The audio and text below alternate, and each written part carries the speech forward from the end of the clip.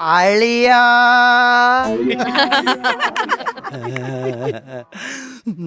Brother. Your brother? No no no, ഞാനത് വിശ്വസിക്കത്തില്ല. കല്യാണത്തിന് മുമ്പ് നിങ്ങൾ അത്രമേം പറഞ്ഞ എന്തിനാണ്? ഒറ്റ മോളാണ്, വേറെ മക്കളില്ലെന്ന്. പിന്നെ എങ്ങനെ ഒന്നി മോൻ? ജാരൻ.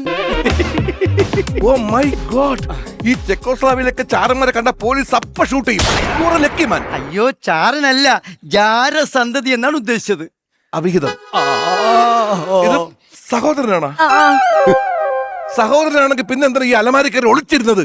അളിയ, ഒരു കാര്യം പറയട്ടെ, എനിക്കും ഇവക്കും രണ്ടമ്മയും ഒരച്ഛനുമാണ്.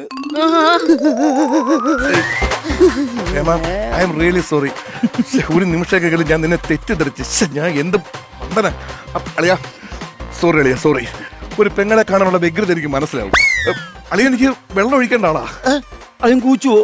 അതല്ല, കിണ്ടിയിൽ വെള്ളം ഒഴിക്കണം. അയ്യേ, അല്ല, എന്നെ സ്വീകരിക്കാൻ വിവാഹ പന്തലത്തിലേക്ക് വരുമ്പോ കാലയില് കിണ്ടിയിൽ അളിയ വെള്ളം ഒഴിക്കേണ്ട ആളാ. സോറി അളിയ, ഒരു നിമിഷം ഞാൻ സംശയിച്ചു പോയി. നിങ്ങള് ഒന്നാവേണ്ട ആൾക്കാരാ.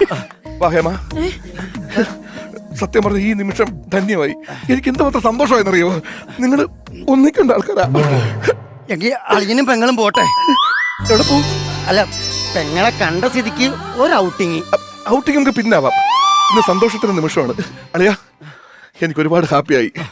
സഹോദരി, ഞാൻ എവിടെ പോവും? അല്ല, ധൈര്യമായിട്ടിരിക്കുക. സതീഷേട്ടാ, ഹേമ പ്ലീസ്, ഇന്ന് സത്യങ്ങളെല്ലാം ഇവിടെ വെളിവാക്കണം. സതീഷേട്ടാ, ഞാൻ ഒരു കാര്യം പറയട്ടെ.